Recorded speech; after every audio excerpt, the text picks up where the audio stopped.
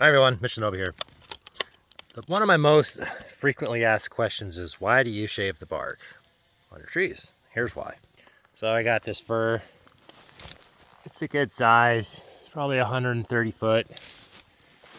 With the bark on, it's over 36 inches. Shaving it down, I can cut it with my 28, no problem. Now check this out. So, this part right here, I got the tape on it. Look at that.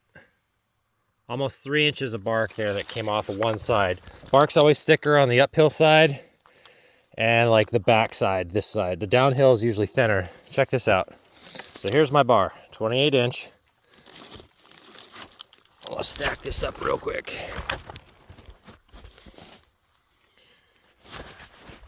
I'll just put it on the tip. There. It's about 10 inches of bark I pulled off.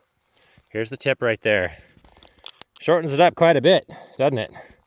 You take that bark away, you got your bar length back. So also, if you're driving in the backside with 3 inches of bark and you think you got your wedge set, that tree's gonna sit back and it's just gonna squish that bark. The bark is really soft. It's just gonna squish it down and your tree is gonna collapse on the wood and you're not gonna be able to get your wedge in. If you get it close to the wood or into the wood, you're seating your wedge into something solid right away and it cannot collapse.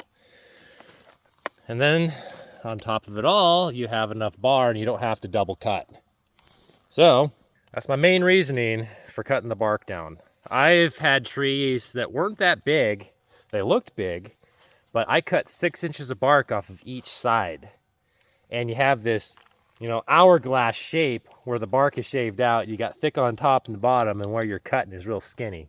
So bark can be very deceiving, especially on a diseased tree, an older tree, or one that's been really beat up in the elements. It tends to get thicker bark down at the base.